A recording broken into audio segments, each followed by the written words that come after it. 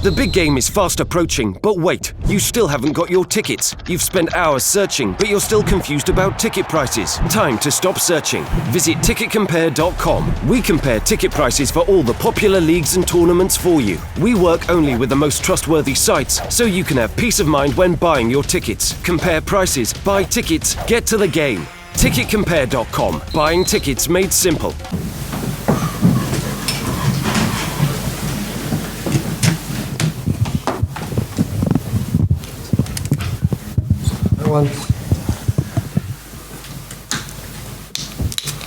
Just a reminder before we start that as well as looking back at tonight's game, this press conference is also looking ahead to the Man City game on Sunday, so feel free to ask Roy questions about that game, and please, if you are asking a question, take a microphone before you do so.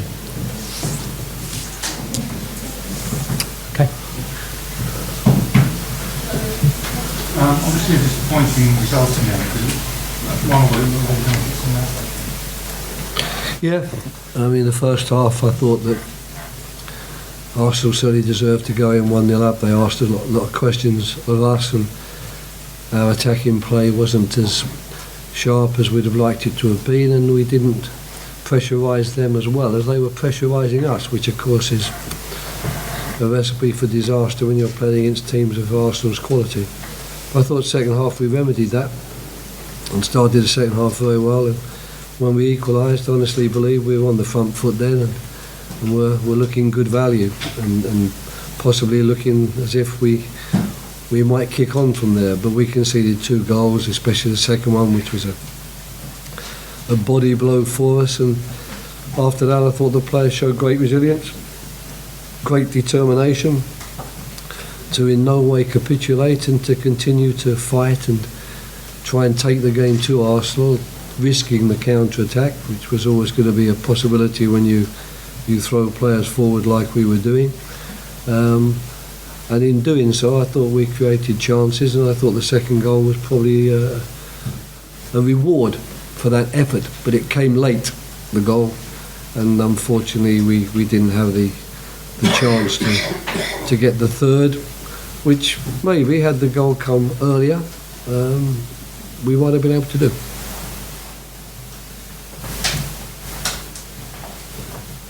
Roy, can I just ask about Will? Obviously he was riled up at half time. Did you expect that sort of response from him when he really took charge of the game? I think he felt hard done by in the first half. You know, he was bundled over once or twice. Difficult for a manager to really make sensible judgments on whether the referee got it right or whether he had a case. We're talking about one of the best referees in the country, someone that I certainly very much respect.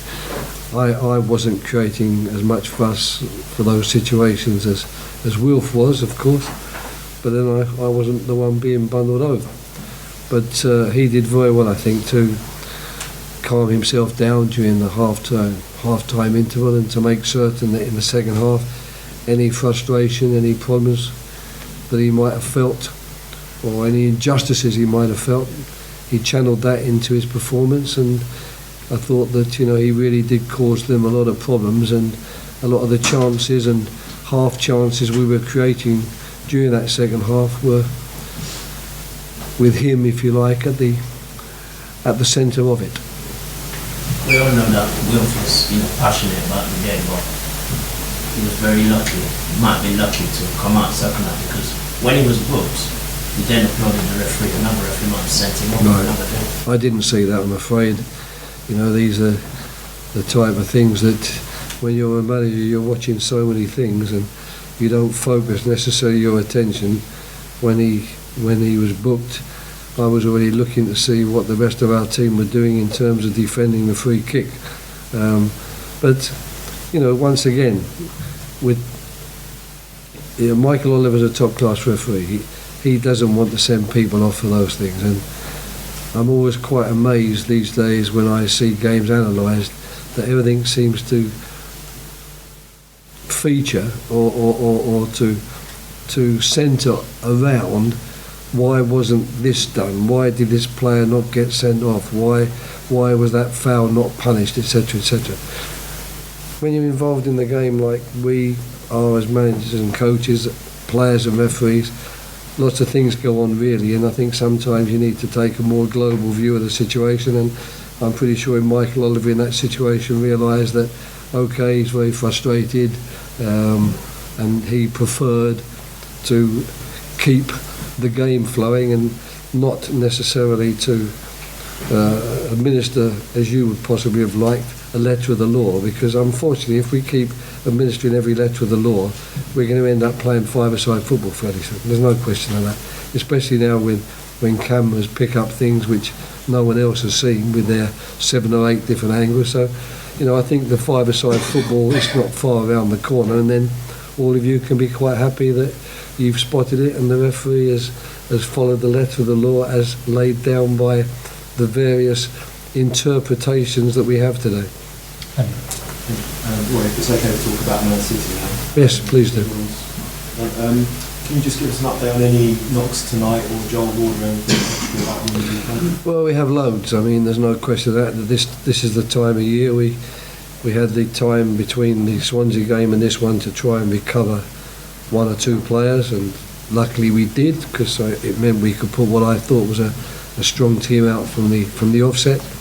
But there's no doubt that when I see the players tomorrow and we do a light training session on Saturday, there's going to be several, I would think, that will be doubtful because of knocks that they've been carrying, and not necessarily serious injuries, but injuries which are sufficient to possibly keep them out of the game. And of course we've also got a lot of players who are feeling an element of fatigue, and that's not going to be helped by the fact that we play Southampton one day after. You know, we've been unluckily drawn this year to play Sunday, Tuesday, and that's a tough ask for any team, and for a club like ours and a team like ours where the squad is not enormous. You know, we don't have the level, if you like, of experience on the bench that some, and depth that some teams have.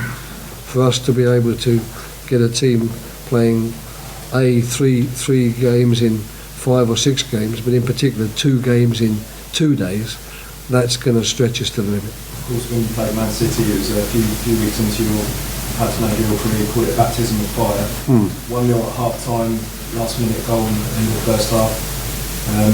How have Man City progressed since then? And is it the same? Well, they scored 5, didn't they? So I suppose I don't know if they progressed or not progressed in any different way. They seem to score 4 or 5 against lots of teams, especially the teams who are not the teams immediately around them, or the teams that, you know, really just set out not to allow them to score. Any team that actually tries to go toe to toe with them and actually attack when they have the ball and defend when they haven't got the ball runs the risk of conceding goals, because they're doing it to everybody.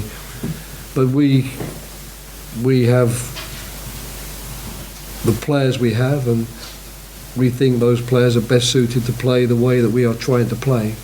So we won't have much option, I'm afraid, other than to try and do against them what we've tried to do against the Arsenal today, which might make it an entertaining game for the neutral, but it could make it a tough game for us, because they have such quality in the middle and final thirds of the field, and they work so hard themselves to win the ball back, that we're going to face another task like the one we faced tonight. And all I can hope is that we can give it at least as good a go as we gave it this evening. Final question for me, thank you.